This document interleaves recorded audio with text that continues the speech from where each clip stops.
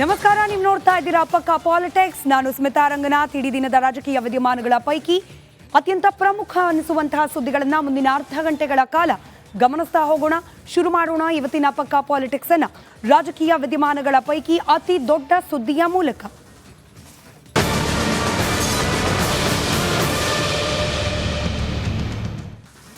ನೇರವಾಗಿ ರಾಜಕೀಯಕ್ಕೆ ಸಂಬಂಧಪಟ್ಟ ಸುದ್ದಿ ಅಲ್ಲದೆ ಹೋದರೂ ಕೂಡ ಎರಡು ಪ್ರಮುಖ ಪಕ್ಷಗಳಲ್ಲಿ ಸಿದ್ಧಾಂತಕ್ಕೆ ಸಂಬಂಧಪಟ್ಟಂತೆ ತದ್ವಿರುದ್ಧ ನಿಲುವನ್ನು ಹೊಂದಿರುವ ವಿಚಾರ.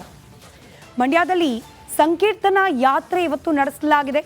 ಸಂಕೀರ್ತನಾ ಯಾತ್ರೆಯಲ್ಲಿ ಹನುಮ ಜಪವನ್ನ ಮಾಡಲಾಗಿದೆ.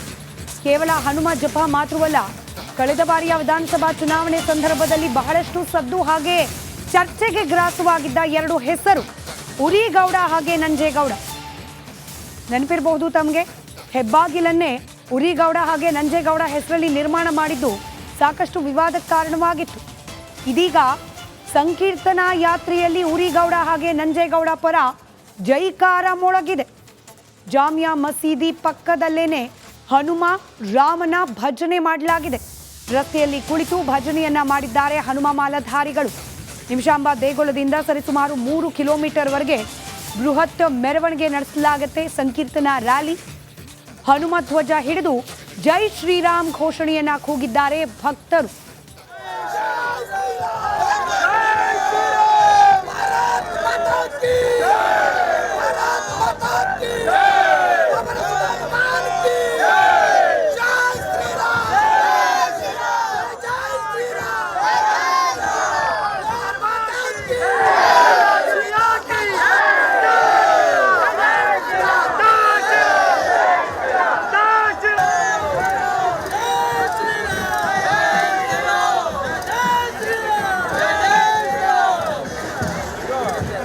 ಸರ್ ನೋಡಿ, ಆ ಮಂದಿರ ಅದು ಹಿಂದೂಗಳದು, ಅದು ಯಾವತ್ತಿದ್ರು ಹಿಂದೂಗಳದೆ.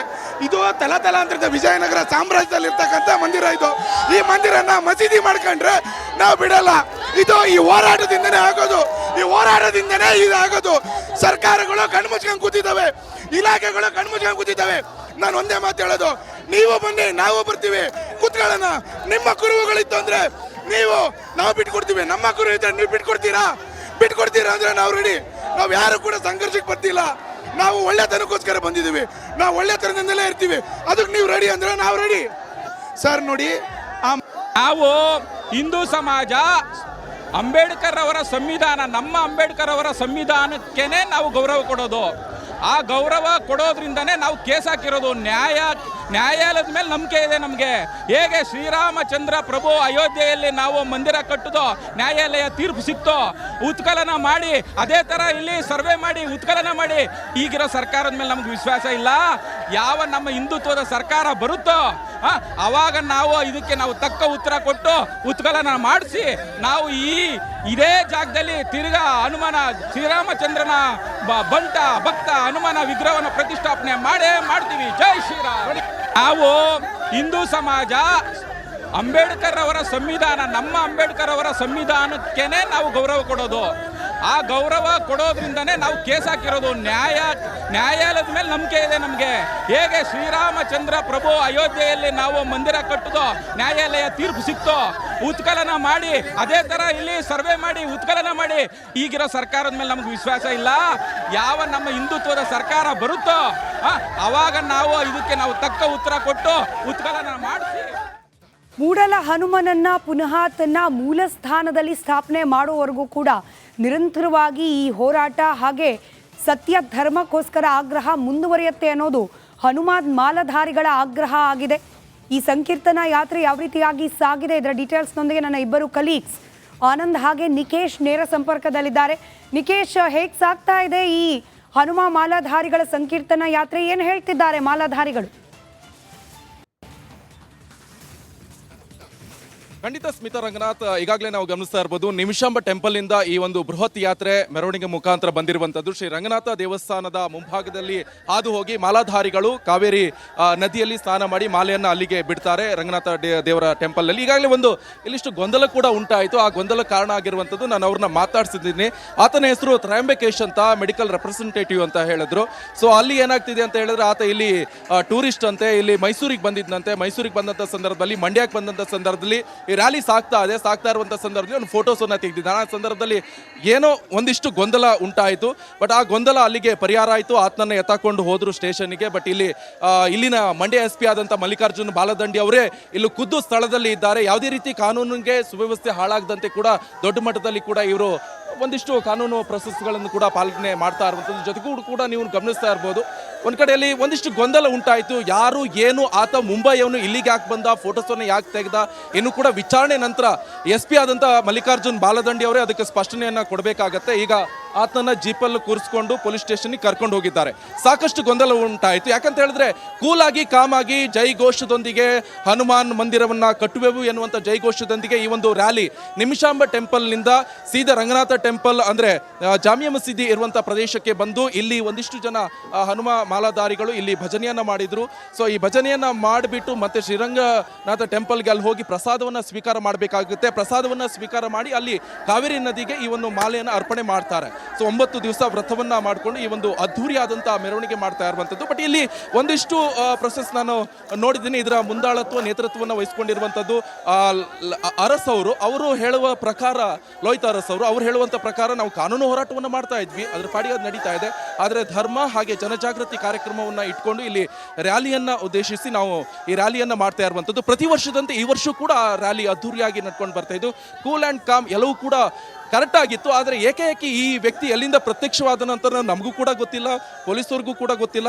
ಬಟ್ ಆದರೆ ಆತನನ್ನು ವಿಚಾರಣೆ ಮಾಡಿದಾಗ ನಾನು ತ್ರಯಂಬಕೇಶ್ ಮೆಡಿಕಲ್ ರೆಪ್ರೆಸೆಂಟೇಟಿವ್, ಮುಂಬೈಯಿಂದ ಬಂದವನು, ಇಲ್ಲಿ ಪ್ರವಾಸಕ್ಕಂತ ಬಂದಿದ್ದೀನಿ, ಆ ಸಂದರ್ಭದಲ್ಲಿ ಒಂದು ಫೋಟೋ ತೆಗೆದಿದ್ದೀನಿ, ಹಾಗೆ ಹೀಗೆ ಅಂತ ಮಾತಾಡ್ತಾ ಇರುವಂಥ ಸಂದರ್ಭದಲ್ಲಿ ಹನುಮ ಮಾಲಾಧಾರಿಗಳು ಹಾಗೆ ಆತನ ಮಧ್ಯೆ ಒಂದಿಷ್ಟು ಕ್ಲಾಶ್ಗಳಾಯಿತು. ಅದೇ ಸಂದರ್ಭದಲ್ಲಿ ಪೊಲೀಸರು ಕೂಡ ಸ್ಥಳಕ್ಕೆ ಆಗಮಿಸಿದ್ರು, ಇಮಿಡಿಯೇಟ್ ಆಗಿ ಸಾರ್ಟ್ ಔಟ್ ಮಾಡಿದ್ರು.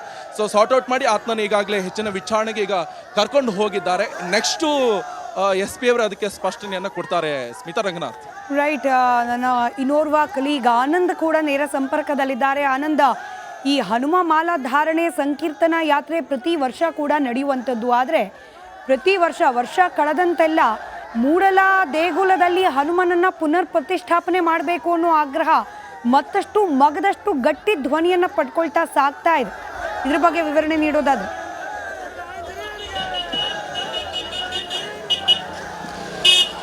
ಸ್ಮಿತಾ, ಮೂಡಲಬಾಗಿಲು ಆಂಜನೇಯ ಸ್ವಾಮಿ ದೇವಸ್ಥಾನವನ್ನು ಮೂಲ ಸ್ಥಾನ ಅಂದರೆ ಈಗಿರುವಂಥ ಜಾಮಿಯಾ ಮಸೀದಿ ಸ್ಥಳದಲ್ಲಿ ಮತ್ತೆ ಪ್ರತಿಷ್ಠಾಪನೆ ಮಾಡಬೇಕು ಅನ್ನೋದು ಹಲವು ವರ್ಷಗಳಿಂದ ಹಿಂದೂ ಸಂಘಟನೆಗಳು ಹಾಗೂ ಹಿಂದೂ ಕಾರ್ಯಕರ್ತರ ಒಂದು ಒತ್ತಡ.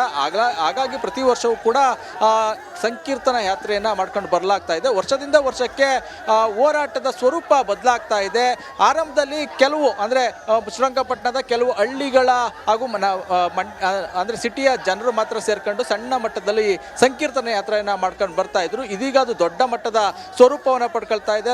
ಸಾವಿರಾರು ಸಂಖ್ಯೆಯಲ್ಲಿ ಜನರು ಸೇರ್ತಾ ಇದ್ದಾರೆ. ಮಂಡ್ಯ ಜಿಲ್ಲೆ ಮಾತ್ರ ಅಲ್ಲದಂತೆ ಅಕ್ಕಪಕ್ಕದ ಜಿಲ್ಲೆಗಳಿಂದಲೂ ಕೂಡ ಜನ ಸೇರ್ತಾ ಇದ್ದಾರೆ. ಅದರಲ್ಲೂ ಕೂಡ ಈ ಬಾರಿ ಇವತ್ತಿನ ದಿವಸನೇ ಸಾಕಷ್ಟು ಕಡೆ ಹನುಮ ಜಯಂತಿ ಇರುವಂಥದ್ದು. ಮಂಡ್ಯದಲ್ಲೇ ಬೆಳ್ಳೂರಿನಲ್ಲೂ ಕೂಡ ಇವತ್ತು ಒಂದು ಬೃಹತ್ ರ್ಯಾಲಿಯನ್ನು ಮಾಡ್ತಾ ಇದ್ದಾರೆ. ಇನ್ನೊಂದು ಕಡೆ ಮೈಸೂರಿನಲ್ಲೇ ಮಾಡ್ತಾ ಇದ್ದಾರೆ. ಆದಾಗ್ಯೂ ಕೂಡ ದೊಡ್ಡ ಮಟ್ಟದ ಹನುಮ ಭಕ್ತರು ಇವತ್ತು ಸೇರಿದ್ರು.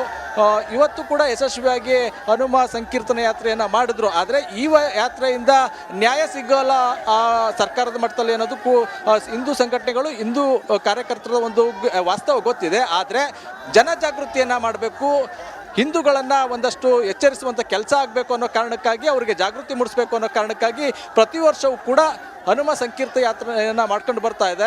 ಮತ್ತೊಂದು ಕಡೆ ಕಾನೂನು ಹೋರಾಟವು ಕೂಡ ಶುರುವಾಗಿದೆ. ಕೆಲ ತಿಂಗಳ ಹಿಂದಷ್ಟೇ ಬಜರಂಗ ಸೇನೆಯ ನೇತೃತ್ವದಲ್ಲಿ ಮಂಡ್ಯ ಮಂಜುನಾಥ್ ಎಂಬವರು 1001 ಹನುಮ ಭಕ್ತರ ಮೂಲಕ ಒಂದು ಹೈಕೋರ್ಟ್ನಲ್ಲಿ ದಾವೆಯನ್ನು ಹೊಡಿಸಿದ್ದಾರೆ. ಈಗಾಗಲೇ ವಿಚಾರಣೆ ಕೂಡ ಆರಂಭ ಆಗಿರುವಂಥದ್ದು. ಅಲ್ಲಿ ಏನು ಪ್ರಮುಖ ವಿಚಾರ ಏನು ಅಂದರೆ, ಜಾಮಿಯಾ ಮಸೀದಿ ಜಾಗ ಇದೆ, ಅದು ದೇವಾಲಯ ಆಗಿತ್ತು. ಜೊತೆಗೆ ಅಲ್ಲಿ ಅಕ್ರಮವಾಗಿ ಮದರವಾಸವನ್ನು ಮಾಡ್ಕೊಂಡು ಬರ್ತಾ ಇದ್ದಾರೆ. ಅದನ್ನು ಸರ್ವೆ ಮಾಡಬೇಕು ಅನ್ನೋ ಒಂದು ಪ್ರಮುಖ ವಿಚಾರವಿಟ್ಟುಕೊಂಡು ಈಗಾಗಲೇ ಕಾನೂನು ಹೋರಾಟ ಕೂಡ ಆರಂಭ ಆಗಿರುವಂಥದ್ದು. ಅದ್ರ ಜೊತೆಗೆ ಪ್ರತಿ ವರ್ಷವೂ ಕೂಡ ಹನುಮ ಸಂಕೀರ್ತನ ಯಾತ್ರೆ ನಡೀತಾ ಇದೆ. ಈ ವರ್ಷವೂ ಕೂಡ ಅತ್ಯಂತ ಯಶಸ್ವಿಯಾಗಿ ಹನುಮ ಸಂಕೀರ್ತನ ಯಾತ್ರೆ ಆಗಿದೆ. ಇವತ್ತು ಸಂಪೂರ್ಣವಾಗಿ ದೊಡ್ಡ ಮಟ್ಟದಲ್ಲಿ ಜನ ಸೇರಿ ಯಾತ್ರೆಯನ್ನು ನಡೆಸಿದ್ದಾರೆ. ಸ್ಮಿತಾ. ಧನ್ಯವಾದ ಆನಂದ್ ಮಾಹಿತಿಗಾಗಿ. ಹಾಗೆ ಧನ್ಯವಾದ ನಿಕೇಶ್ ತಮ್ಮ ಮಾಹಿತಿಗಾಗಿಯೂ ಕೂಡ.